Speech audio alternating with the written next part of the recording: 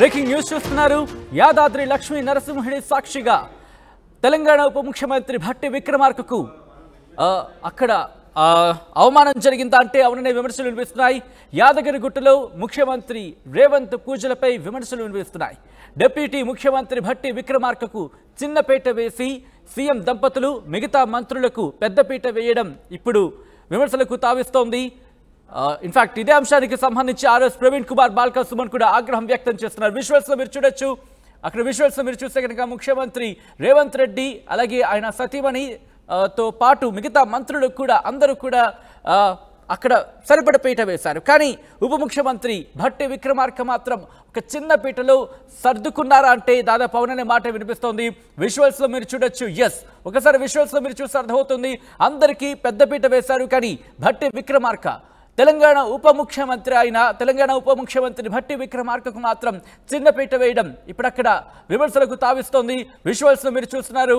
అటు తెలంగాణ ముఖ్యమంత్రి రేవంత్ రెడ్డి ఆయన సతీమణి ఉన్నారు. దాంతోపాటు మంత్రులు ఉత్తమ్ కుమార్ రెడ్డి, కోమటిరెడ్డి వెంకటరెడ్డి వీళ్ళందరూ కూడా సరిపడా పీట ఉందని చెప్పుకోవాలి. కానీ అక్కడ తెలంగాణ ఉప ముఖ్యమంత్రి భట్టి విక్రమార్కకు మాత్రం చిన్నపీట వేశారు. చిన్నపీట వేయడం ఇప్పుడు విమర్శలకు తావిస్తోంది. ఆయన దాంట్లో అడ్జస్ట్ అయి కూర్చున్నారు అనే మాట కూడా వినిపిస్తోంది. యాదాద్రి లక్ష్మీ నరసింహుడి సాక్షిగా ఆయనకు అవమానం జరిగింది అనే విమర్శలు వెళ్తున్నాయి. ఇదే అంశానికి సంబంధించి ఆర్ఎస్ ప్రవీణ్ కుమార్ రియాక్ట్ అయ్యారు. ఒక్కసారి ఆ ట్వీట్ ని మీకు చూపించే ప్రయత్నం చేస్తుంది ఆర్టీవీ. దేవుడి సాక్షిగా ఉప ముఖ్యమంత్రికి అవమానం జరిగింది. ఈ అవమానాలు లేని భారతం కోసమే బీఎస్పీ పోరాటం అంటూ కూడా భట్టి విక్రమార్కను ట్యాగ్ చేస్తూ ఆర్ఎస్ ప్రవీణ్ కుమార్ ట్వీట్ చేశారు. ఆ విజువల్ ని మీరు చూస్తున్నారు ఆర్టీవీ స్క్రీన్ మీద. ఈ రోజు ఉదయం యాదాద్రి లక్ష్మీ నరసింహుడి బ్రహ్మోత్సవాల సందర్భంగా పూజలు ప్రారంభమయ్యాయి. విజువల్స్ లో మీరు చూస్తున్నారు. ఇదే అంశానికి సంబంధించి బాల్కా సుమన్ కూడా రియాక్ట్ అయ్యారు. ప్రెస్ మీట్ లో ఆయన ఏమన్నారు ఒకసారి చూద్దాం. ఈ విధంగా బలహీన వర్గాలకు చెందినటువంటి మంత్రి కొండా సురేఖ గారు, దేవాదాయ శాఖ మంత్రి, వారు కూడా వీళ్ళ కాళ్ళ దగ్గర, వీళ్ళేమో పైన కూర్చుంటారు. రేవంత్ రెడ్డి దంపతులు, కోమటిరెడ్డి వెంకటరెడ్డి గారు, ఉత్తమ్ కుమార్ రెడ్డి గారు బలహీన వర్గాలకు చెందినటువంటి కొండా సురేఖను వాళ్ళ కాళ్ళ దగ్గర కూర్చుండబెట్టుకుంటారు.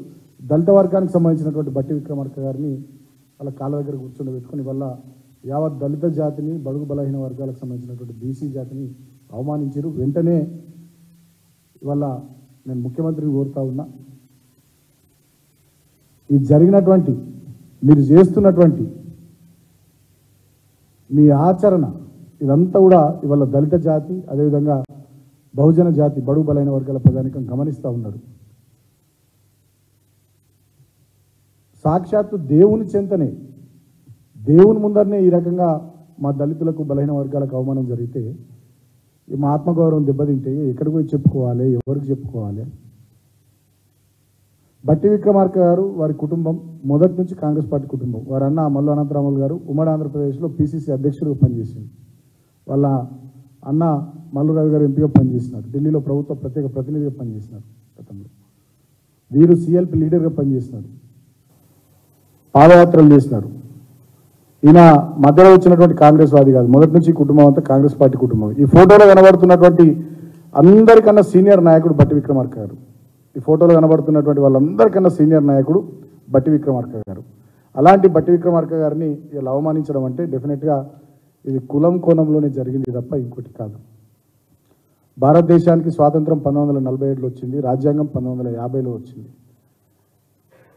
75 సంవత్సరాల స్వాతంత్ర భారతదేశ చరిత్రలో ఇంకా ఈ రకంగా ఈ నయా దేశ్ముఖ్ల పరిపాలనలో ఇంకా మా దళిత జాతి, బడుగు బలహీన వర్గాల జాతి ఈ రకంగా ఈ వర్గాలకు రిప్రజెంటేటివ్స్గా ప్రభుత్వంలో భాగస్వాములై ఉన్నోళ్ళు వీళ్ళేం సామాన్యులు గారు. ఈ దళిత బహుజన వర్గాలకు ప్రభుత్వంలో రిప్రజెంటేటివ్స్గా, ప్రతినిధులుగా ఉన్నటువంటి వాళ్ళు, ప్రభుత్వాన్ని నడిపిస్తున్నటువంటి పెద్దల్లో వీరు కూడా భాగస్వామ్యులు.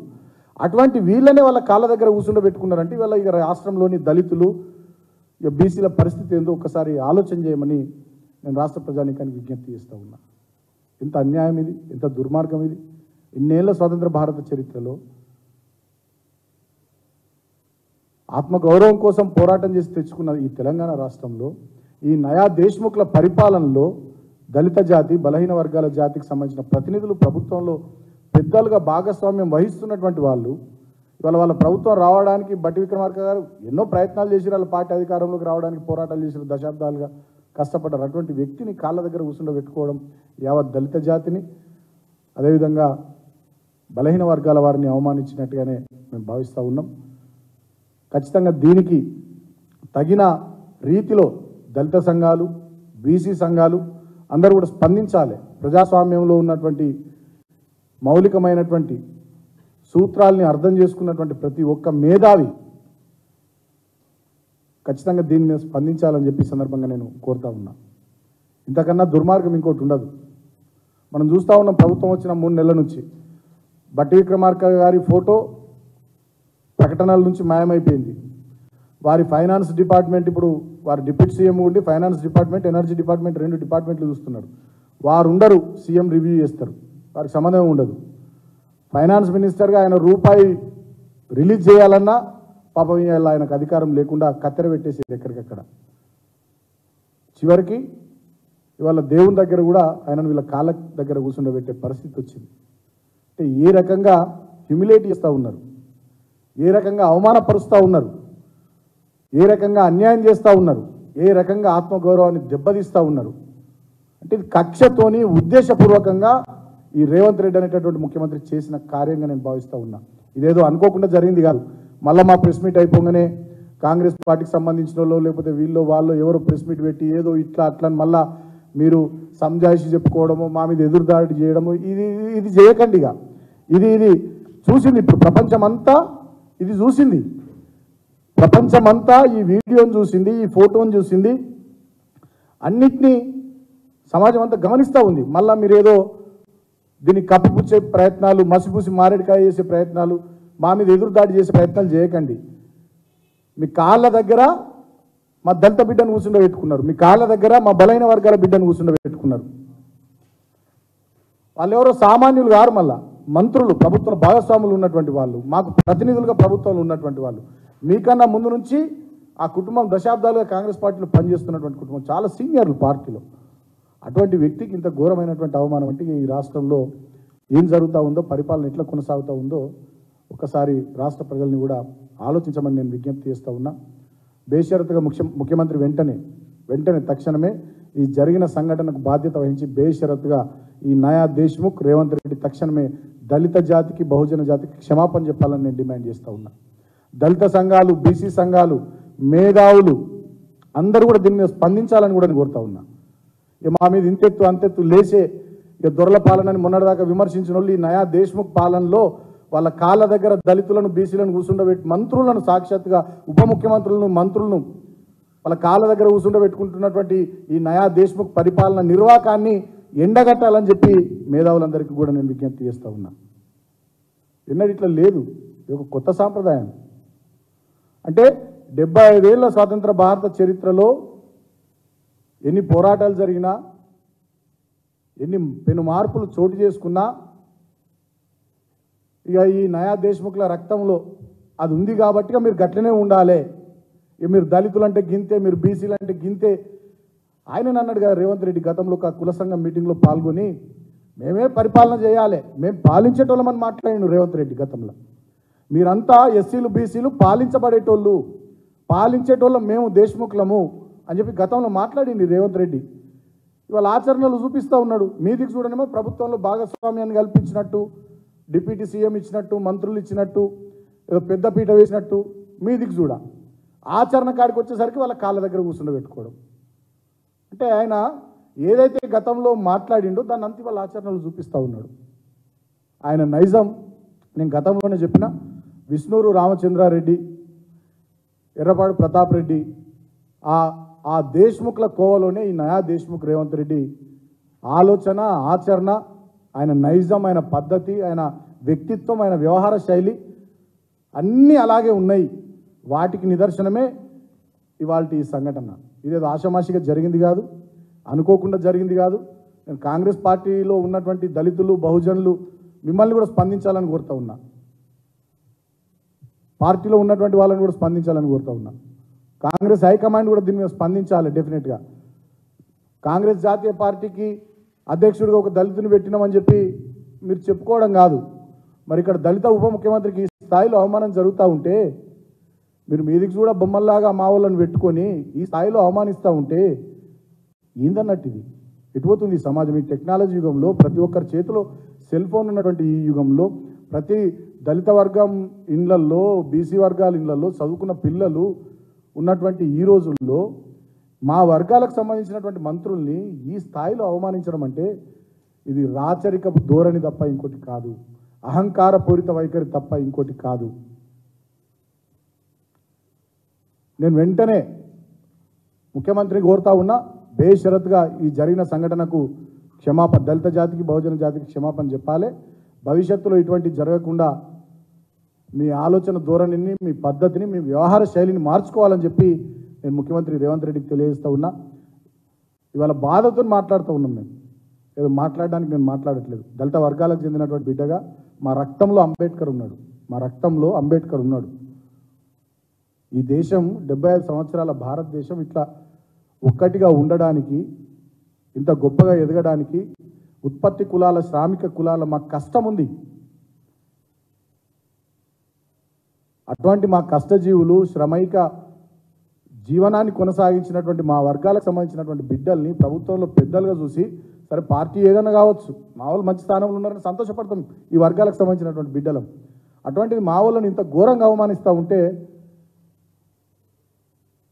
ఇది ఎట్టి పరిస్థితుల్లో మంచి సాంప్రదాయం కాదు. నేను కాంగ్రెస్ పార్టీలో ఉన్నటువంటి ఎస్సీ-బీసీ నాయకులకు విజ్ఞప్తి చేస్తూ ఉన్నా. అదేవిధంగా ప్రోగ్రెసివ్ థింకర్స్ కాంగ్రెస్ పార్టీలో ఉండేటోళ్ళు కానీ, బయట సమాజంలో ఉండేటటువంటి వాళ్ళు కానీ అందరినీ కూడా నేను వేడుకుంటున్నా, విజ్ఞప్తి చేస్తూ ఉన్నా. ఇటువంటి రాచరికపు పద్ధతులు, ఈ దేశ్ముఖ్ ఆలోచన విధానాన్ని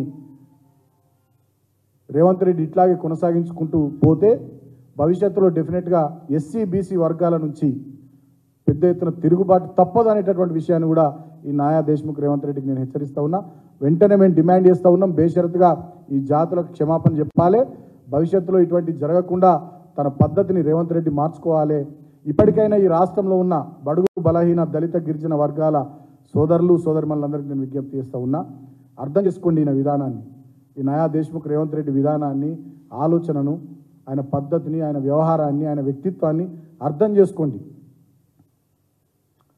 ఇప్పుడు మనకి ఎక్కడైనా బాధ అనిపిస్తే పెద్ద మనుషుల దగ్గరికి వచ్చి చెప్పుకుంటాం, పెద్ద మనుషులకి బాధ అనిపిస్తే దేవుళ్ళ దగ్గరికి వచ్చి చెప్పుకుంటాం. దేవుని దగ్గర అవమానం జరిగిన తర్వాత ఎక్కడికి వచ్చి చెప్పుకున్నాడు, ఎవరికి చెప్పుకున్నాడు? సాక్షాత్తు లక్ష్మీనరసింహస్వామి చెంతనే మా ఎస్సీ-బీసీ వర్గాలకు అవమానం జరిగి వాళ్ళు కాళ్ళ కింద మా మంత్రుల్ని కూర్చుండబెట్టుకుంటే, వాళ్ళ కాళ్ళ పక్కన మా మంత్రుల్ని కూర్చుండబెట్టుకుంటే ఈ ప్రభుత్వంలో మా వర్గాలకు న్యాయం జరుగుద్దా, మేలు కలుగుద్దా? అంటే ఇదెంత అణిచివేత ధోరణి, ఇదెంత ఫాసిస్ట్ వైఖరి, ఇదెంత అహంకార పూరిత వైఖరి, అంటే ఇది ఘోరమైనటువంటి అవమానం. ఇప్పటికైనా భవిష్యత్తులో ఇటువంటివి జరగకుండా తన పద్ధతిని రేవంత్ రెడ్డి మార్చుకోవాలి. బేషరతుగా ఈ సంఘటన మీద దళిత జాతికి బహుజన జాతికి క్షమాపణ చెప్పాలి. ఇక దీని మీద మేము ప్రెస్ మీట్ మాట్లాడినామని సోషల్ మీడియాలో ఇంకోటి స్పందించిరని మళ్ళీ ఎదురుదాడి చేయడము, ఏదో మసుబూసి మారేడికాయ చేయడము, వాళ్ళతో వీళ్ళతో మాట్లాడియడము, ఇక అవ్వద్దు. మళ్ళా జరిగింది సంఘటన, ప్రపంచం అంతా చూసింది, ఇట్లెక్కడ జరగదు. నాకు తెలిసి భారతదేశ చరిత్రలో ఇది మొట్టమొదటిసారి అనుకుంటున్నా, నాకు తెలిసి భారతదేశ చరిత్రలో ఇది మొట్టమొదటిసారి అనుకుంటున్నా నాకు తెలిసి. ఒక ఉప ముఖ్యమంత్రి, ఆయన మంత్రివర్గంలోని 2 మంత్రులు, ఒకే సామాజిక వర్గానికి సంబంధించినటువంటి వాళ్ళు, ఒక దళిత బిడ్డను, ఒక బహుజన బిడ్డను వాళ్ళ కాళ్ళ పక్క కూర్చుండబెట్టుకోవడం, వాళ్ళ కాళ్ళ కింద కూర్చుండబెట్టుకోవడం, వీళ్ళు పైన కూర్చోవడం, ఇది బహుశా దేశ చరిత్రలో మొట్టమొదటిసారి అనుకుంటున్నా. ఇది చాలా పెద్ద అట్రాసిటీ, ఇది చాలా దుర్మార్గం. ఇది నేను ఆవేదనతో బాధతో చెప్తా ఉన్నా, కోరుతా ఉన్నా, ప్రతి ఒక్క మేధావి, అదేవిధంగా దళిత సంఘాలు, బీసీ సంఘాలు అందరూ కూడా స్పందించాలి. ఈ ముఖ్యమంత్రి ఫ్యూడల్ ఆలోచన విధానాన్ని, ఫాసిస్టు ధోరణిని, ఆయన వ్యక్తిత్వాన్ని, ఆయన నయా దేశ్ముఖ్ ఆలోచన సరళిని తెలంగాణ సమాజం కూడా గమనించాలి.